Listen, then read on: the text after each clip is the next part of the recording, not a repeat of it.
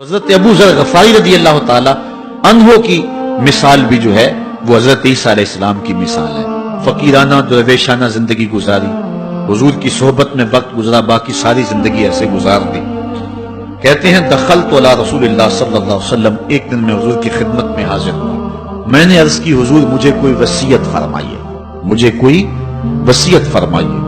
حضور نے فرمایا تمہیں اللہ سے ڈرنے کی وصیت کرتا ہوں، اس لیے کہ تیرے سارے معاملات کا حسن ہے، تمام زندگی کا جمال یہی ہے کہ تو اللہ سے ڈرا کرے۔ یہ حضور نے مجھے فرمایا۔ میں نے عرض کی حضور یہ عمل ہوگا، کوئی اور وصیت فرمائیے۔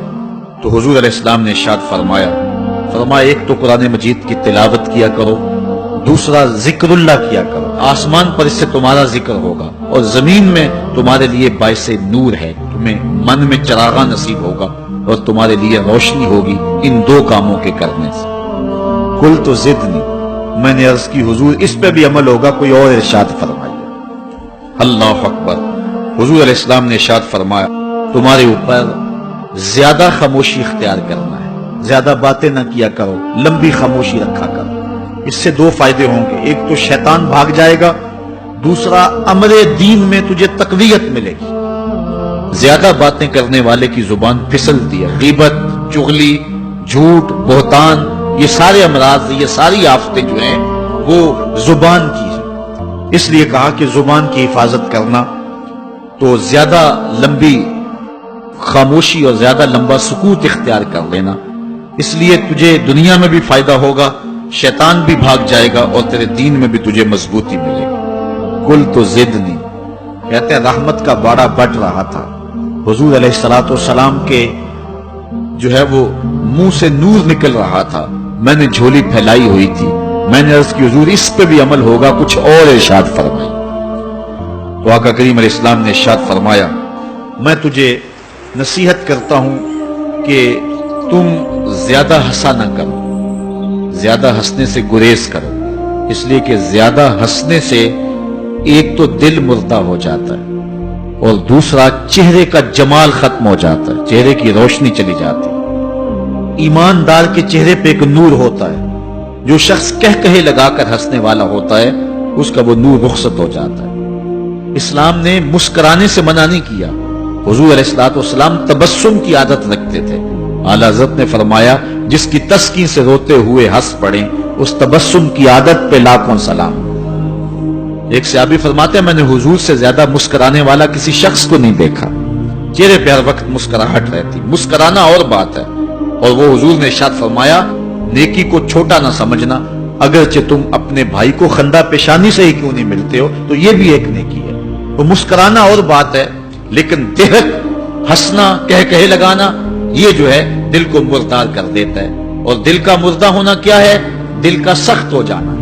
اگر کسی کا دل سخت ہے تو شریعت اس دل کو دل مردہ کہتی ہے۔ اللہ اکبر۔ تو فرمایا ایاکا وکثرت الضحک، زیادہ ہنسنے سے بچو، فإنہ یمیت القلب ویذھب بنور الوجہ، دل کو مردہ کر دیتا ہے، چہرے کی رونق لے جاتا ہے۔ کل تو زدنی، میں نے عرض کی حضور کچھ اور ارشاد فرما دی۔ موج لگی ہوئی ہے، باڑا بٹ رہا ہے، انوار اتر رہے ہیں، مسجد نبوی کا صحن ہے، حضور ارشاد کر رہے ہیں اور منہ سے پھول جھڑ رہے ہیں، منہ سے پھول جڑ رہے ہیں، اور حضرت سید ابو ذر غفاری اپنے دامن میں سمیٹ رہے ہیں۔ عرض کی حضور کچھ اور بھی ارشاد فرما دیجئے۔ کالا کل الحق وان کان مرا، اے ابو ذر پھر حق کہنا چاہے کڑوا کیوں نہ ہو۔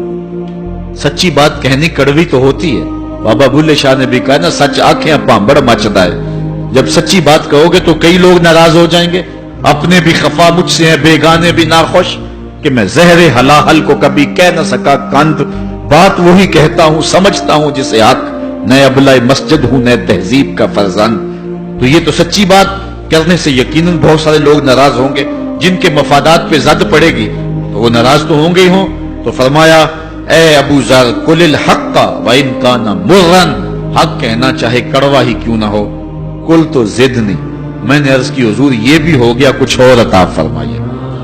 قال لا تخف فی اللہ لومۃ لائم، کہا اللہ کے راستے میں ملامت کرنے والے کی ملامت سے نہیں ڈرنا کہ لوگ کیا کہیں گے۔ بہت سارے کام ہم اس لیے نہیں کرتے کہ لوگ کیا کہیں گے، بہت سارے کام اس لیے کرتے ہیں، نہ کیا تو لوگ کیا کہیں گے، ناک نہیں رہے گی۔ اللہ اکبر، ناک بچانے کے لیے بڑا کچھ کر جاتے ہیں، اور ناک رکھنی ہے یا قبر کو روشن رکھنا ہے، آخرت بچانی ہے یا ناک بچانی ہے؟ تو یہ ملامت کرنے والے کی ملامت کے ڈر سے بہت سارے گناہوں کا ارتکاب کر لیا جاتا ہے۔ فرمایا لا تخف فی اللہ لومۃ لائم، قلت زدنی، میں نے عرض کی حضور کچھ اور بھی ارشاد فرما دی۔ حضرت ابو ذر غفاری نے جھولے ہی پھیلا لیے حضور کے سامنے۔ اللہ اکبر، سخی کی دہلیز پہ کھڑا ہے، پھر کم کیوں مانگے؟